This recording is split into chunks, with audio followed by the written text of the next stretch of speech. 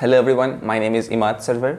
I'm a second year BTech student, and in this video I'm going to throw some light, highlight some points, give you some insights about public speaking, a public presentation, how to give a talk in public, these topics, just a random brief, some detail too, and how to have an expertise on these things. We think quite a lot of times that it is very difficult, it is very hard, something very hard to go in front of an audience that is about 300, 400, 500 or even 1,000. We assume ourselves that it is a very nerve-wracking thing to do. We get nervous a lot, we have a lot of nerves, and that is why we are not able to perform well whenever we are asked to speak on a topic. So in this short video, I'm going to break down step by step that what makes a public speech, what makes a presentation impressive, what makes it stand out. I have my diary here and I have noted few of the points, important points that we are going to go through. First is confidence, right?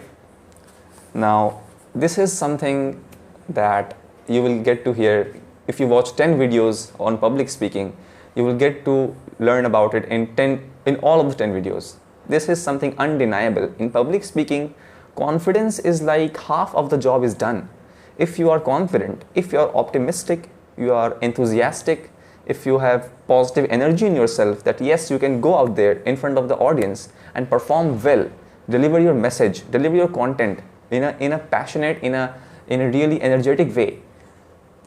If you have this level of confidence, then it will really make your public speaking very impressive. Confidence, sometimes what happens, a lot of the times you stutter during public speaking. We forget our points, we forget our preparation, like whatever content we have prepared to deliver in the public. Many times we forget these things and our mind goes blank. Now, if this situation arises, if you have good confidence, you will be able to push back, you will be able to reset your brain and not make it a mess in front of the whole public. Sometimes it gets embarrassing, but being confident, being optimistic is a key to public speaking that I think anybody and everybody agrees with. So the second point is mindset. Now, what do I mean by that? Many times it happens that whenever somebody is an anchor on the stage and he or she has called your name to give a talk. We are walking towards the podium, we are walking towards the mic, and we feel our legs shaking. We feel our fingers, shaking a little bit. What is this? This is just the nerves that are getting to you. You have anxiety, you are being nervous. How to handle this? It happens that if you have a positive mindset, you will be able to deal with it quite better than other participants or other public speakers that are in the same event. Let me justify that and let me tell you how can you actually, settle in the nerves when you are in an audience, when you are before an audience, how you can go in front of the public, go on the mic and calm yourself down and actually start delivering in an optimistic way. So it is quite wise when you go on the stage, try to absorb these nerves. Like sometimes it happens that audience is clapping and all, but when you are going on the stage, try to absorb the nerves. You are being nervous, go on the mic, take about 10 to 15 seconds. Mark my words. When you are called for a speech, do not just go on the mic and start speaking straight away. That is a foolish idea. That is not something what you want to do. It makes sense that you are in a hurry. You don't want to hurry in a public speaking. You don't want to just fasten through everything, right? So whenever you go in front of the audience, at least take 5 to 10 seconds. 5 seconds is actually less. Take 10 seconds. Try to absorb the crowd. Try to, calm yourself down. Try to make yourself feel that you belong here. Take that special moment. Try to read the audience. If you do this small step is going to boost your public speaking by at least 50%. Like this is going to help you overcome your nervousness. This is going to help you, just settle your nerves. Do not think about what I'm going to deliver. Do not think about, okay, I have such mass audience in front of me. I will be so embarrassed if I make any mistake. Do not think about any of that. Just be yourself. Just, calm yourself down. Attach yourself with this surrounding. Try to believe that you belong here. This will help you. This mindset that I'm talking about will help you to perform really, really better, and you will stand out. Moving on to our next point, content. Now, whenever there is a public speaking, whenever there is a presentation, whenever there is a business meeting, like there is a business meeting of about 20 people in a room around a table, and you are the one leading the meeting, you are the one who has to deliver the message, you are the one who has to deliver the goals, the accomplishments, the side-ons, etc., etc., etc. Whenever there is a public speaking, there is a topic. You need to have proper command on the topic. You need to have certain knowledge that the audience does not have. Only then you are adding value to the audience. Is that clear? So, whenever you are preparing your content for a public speech, some points are to be, followed. I told you about that when you are speaking in front of the audience, take 15-20 seconds, try to read the audience. Your content needs to be tailored according to your audience. Now, if you're delivering a speech, a public talk, then many a times you will have the prior information who your audience is. What age group is it? What gender is it? What kind of these people that are your audience, what kind of occupation they are into? Are they the doctors, the engineers, the tech workers? Are they just businessmen? You need to be aware of your audience. And once you are aware of your audience, you need to tailor your content. You need to adjust your content according to that perspective. You cannot talk to a 40-year-old like a 20-year-old. I think you get my point, right? Next point is in content delivery is storytelling. Your content or your delivery needs to be in a story form. You are starting with your first point and it should naturally lead to your another point. There should not be a mess about it. So your second point needs to naturally lead to your third point. It should be in a perfect linear way. That way it helps the audience understand you better. Now content comprises of a lot more things. You need to make your talk interesting. You need to add some really valuable points, some data, some analysis that to back up your information, to back up your claims, to back up whatever you are saying. You need these things in your content, and I think it's pretty simple. Everybody understands like what do we need in our content to keep the audience engaging. Things like these, I don't think I need to talk about it, but you get the point, right? Like what are some additional things you need to capitalize in, you need to solidify your performance in, and that way you can have edge on your content part. Let's move on to our fourth point, which is kinesics. I think it's a new word for all of you. What is kinesics? Kinesics is the study of physical appearance. Everything that can be associated with your physical attributes comes under kinesis. Okay, you want to understand it in a simpler manner. What is it? When you walk in front of the audience, your physical appearance should be proper. Your physical appearance should be formal, or if the speech or the talk is informal, it can be informal too. But you need to have proper clothes. You need to have clean and ironed clothes. You need to look fresh. You need to look energetic. You do not need to look dull and sad. Okay, you need to avoid these things. This is one part of kinesics, that is physical appearance. Okay, what about other things like gesture? What about posture? What about eye contact? Things like these. What is gesture? The way you present yourself, the way you are standing in front of the audience. If you're standing upright, if you're standing in a casual manner, if you have keys in your hands and you're just rotating them in your hands, these things come under gesture. Have you ever taken a look at all the Apple conferences and Elon Musk public delivery? Things like, whenever Tesla and Apple launch their new product, they have an anchor in front of the audience. These people, you need to learn, and we need to watch and learn from these people. In public speaking, we need to get over this dilemma, that is, we need to always dress formally. No, sometimes it's okay to dress casually as well. Now, I am talking about we need to learn from these people. If you really focus on their delivery, Tim Cook, Elon Musk, and other TED Talks as well, you will see that from their gesture is very positive. The audience does not feel like the speaker does not belong here.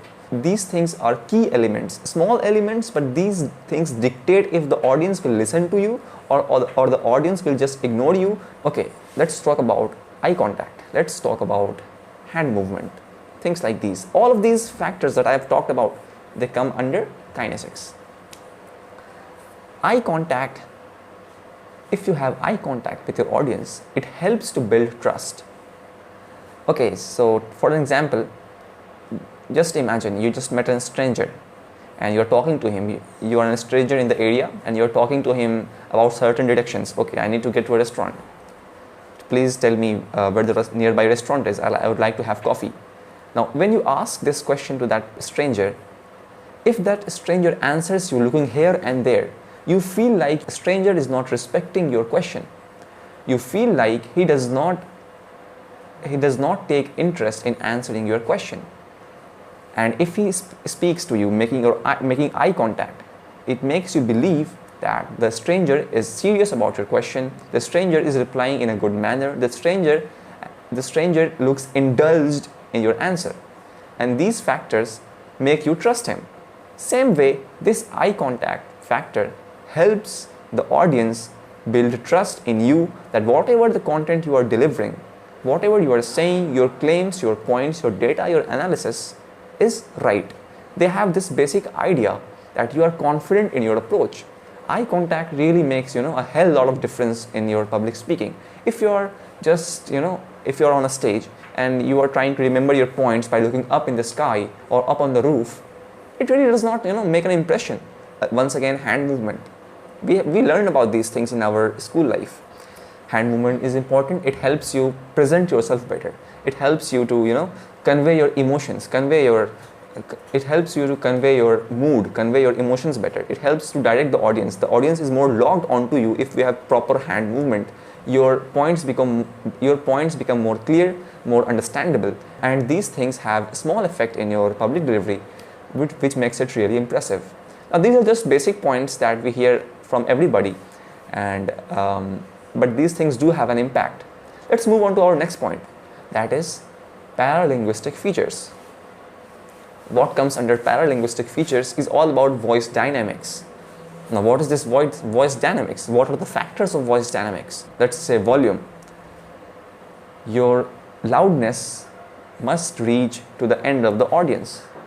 It should not be too loud that it is irritating to the ears, or it should not be too low or people have to make an extra effort to listen to you. Your loudness should be optimum. It should reach everyone, but it should not surpass the maximum level. It should not be irritating to the ears. Next factor is rate. Rate means the number of words you speak per minute, right?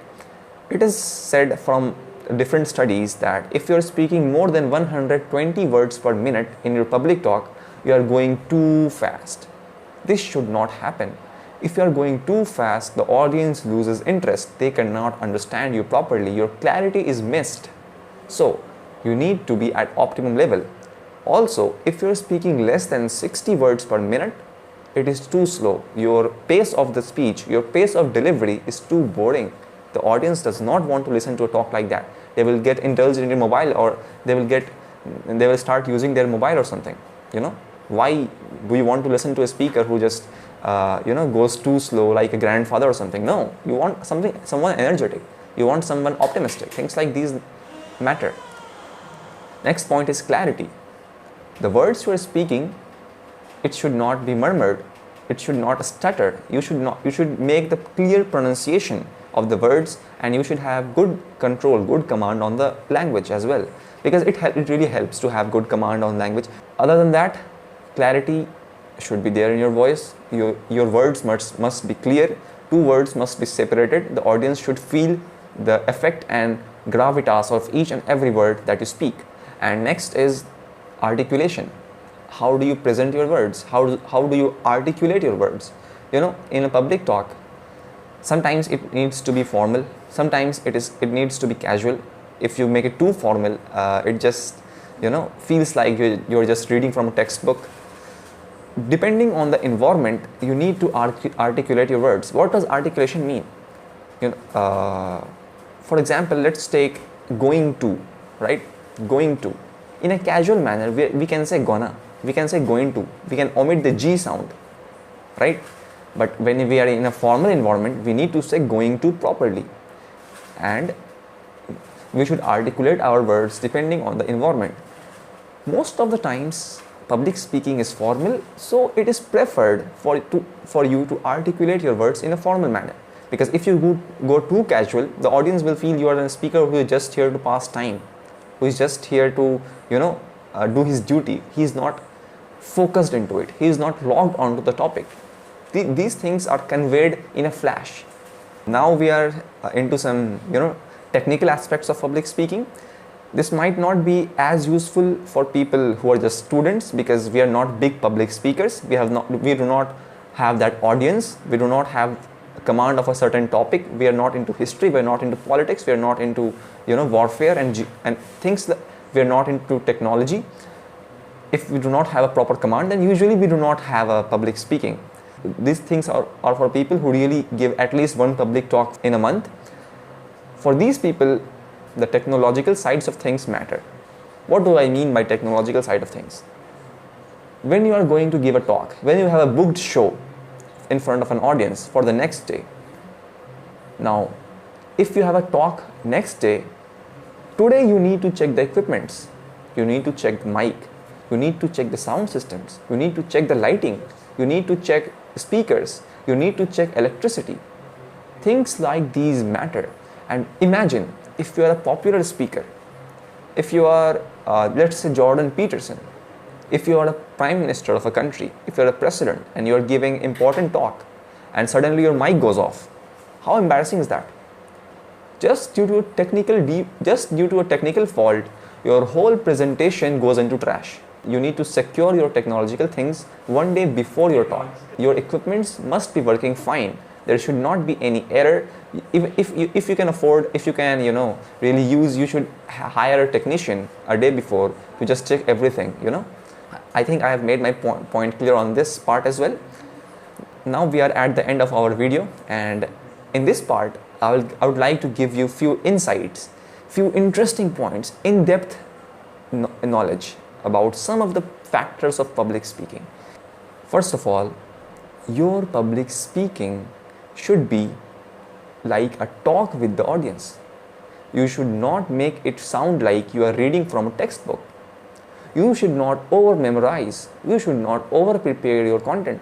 You should not just, muggle up everything and just go out there and deliver everything word for word. This makes your speech, this makes your talk looks very, very dull. You need to have that communication with the audience. Only then and only then your audience feels indulged, your audience feels welcome, right? You need to create an atmosphere, an environment where the audience is interacting with you. If you, just watch videos of popular speakers, they do this very, very well. The crowd work is very, very efficient. The crowd work is, out of this world. And it only happens from experience. It is, if you are going to speak, for the first time or second time, you cannot do this well. It happens when you go to speak frequently, right? My second insight. Sometimes it might happen that you are called by the anchor for a talk and the public does not like you. You are a controversial figure. You have your political stand. You have your understanding of some topics that the audience does not like. And in some cases, the audience starts booing you. They say, okay, we do not want this speaker. Okay, let's get rid of him. This is embarrassing, right? This puts your morale down. How to deal with it?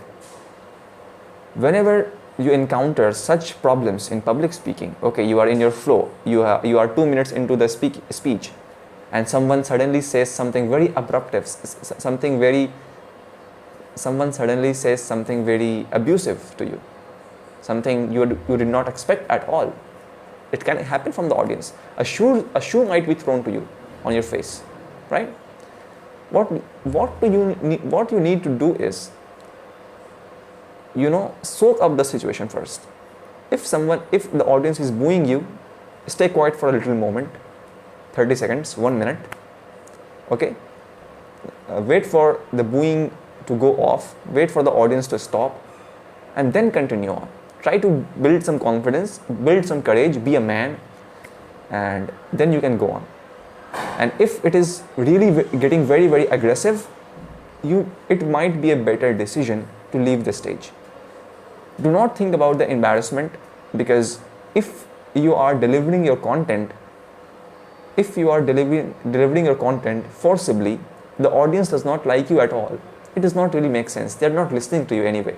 So if you think you can control the situation, you have good communication skills, you are a master of the language, the audience will pay focus if you stand your ground. Then you should stay there, soak up all the booing, soak up all the negative impressions from the audience for about 1 minute or 2, and then you should start again. But if it is getting out of control, you need to walk away. It is a really professional behavior. It does not, it does not make you a loser. Understand that. Now my third point is, many times we see speakers like Barack Obama, someone like Donald Trump, a speaker that can unite entire audience and the entire audience cheers up. How to have that effect, that level of charisma in your speech? This thing comes from dedicated preparation. You need to know your audience well, what the audience wants, and also you need an idea strong enough that unifies entire audience, that they start being cheerful, and you have that charismatic effect on the audience. This thing comes from experience, and it needs time. You will not be able to do it in your first 10 public deliveries. But once you are a famous figure, a lot of the times you want your audience to be hyped up. You want your audience to shout, yeah, this is right. You want them to be cheerful. You want them to shout. It gives good energy. It is positive.